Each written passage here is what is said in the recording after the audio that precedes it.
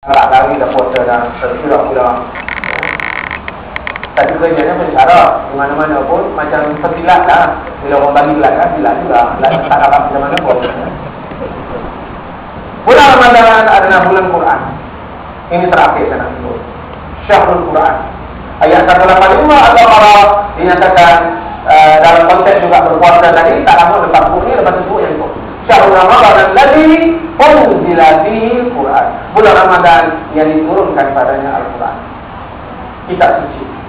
Bahkan ayat yang dibaca oleh adik kita, anak kita imam tadi, awal-awal lagi tak berapa ayat. Umpamanya antara kalau tak salah saya rakaat yang pertama tadi. Apa namanya? Wa ma arsalna min rasulin illa liyuta' biiznillah. Tidak kami utuskan kata Allah mana-mana rasul pun kecuali untuk dipatuhi. Itu rakaat pertama tarawih. Tak tahu betul tak makan. Taklah diputuskan kata Allah Taala mana-mana rasul pun kecuali untuk dipatuhi. Dalam rakaat yang keempat, yang kelima, Allah Taala sebut pada tadi, afala yatadabbaruna al-Quran. Apakah kamu tidak amati Al-Quran? Kalau datang, laisa apa namanya? Kalau tidak datang min indillah, kalau tidak datang kepada Allah, la wajadu fihi ikhtilafan katsiran. Kamu akan jumpa di sana percakapan yang cukup banyak. Ini menunjukkan bahawa kesempurnaan Al-Quran. Banyak lagi ayat-ayat yang saya ingat dari itu. Ya, ingat lupa lah pasal tak tulis. Nak menulis Al-Quran dalam tengah semayang bukan dia. Jadi inilah cerita. Yang pentingnya ayat-ayat yang kita baca tadi pun, ini sebenarnya menggambarkan perkara-perkara yang sebenarnya berlaku dalam kehidupan saya.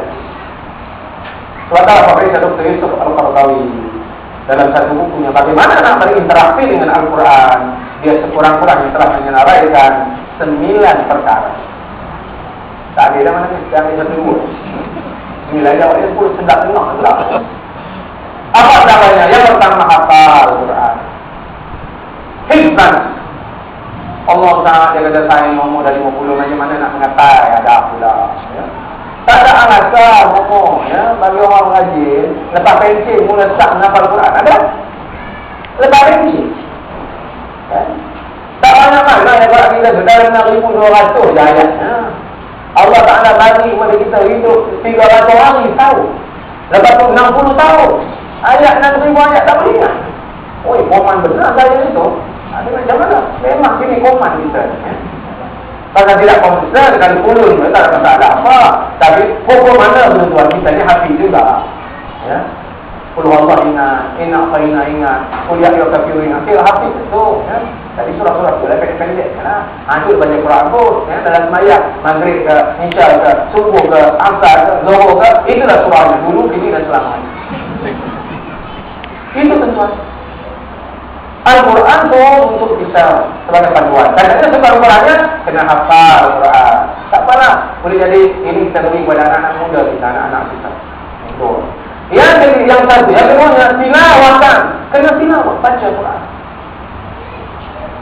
Kalau baca buat khabar kena boleh hari minggu 20, 30 halaman, kena start, kena straight time. Tuan-tuan, ambil baca sampai nombor ekor pun tengok juga.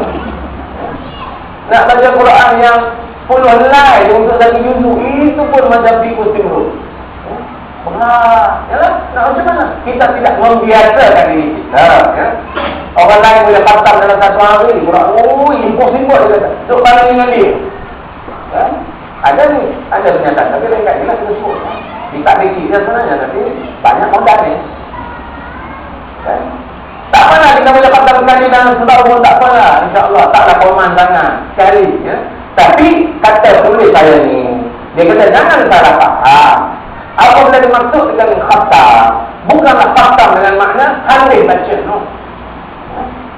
Kita boleh nanti kita boleh tamatkan semua sekali. Kita boleh duduk itu dengan tadabbur, dengan amati, dengan teliti, dengan coba bila baca, boleh melembutkan hati kita.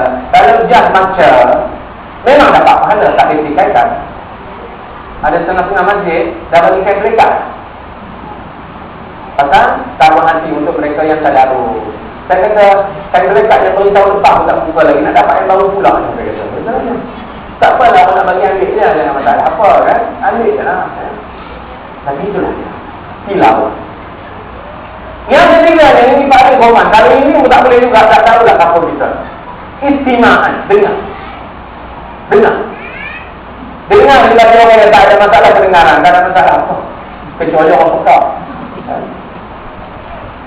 Tapi tuan-tuan, ada juga yang orang tak boleh dengar Quran, elektronik dengan Quran. Ada? Di mana Allah nak? 3 minggu lepas kan, dia dalam orang tadi juga, saya bicara kelas DJ sana, dia orang beritahu doktor, dia kata, kabel suruh masjid tu kena potong.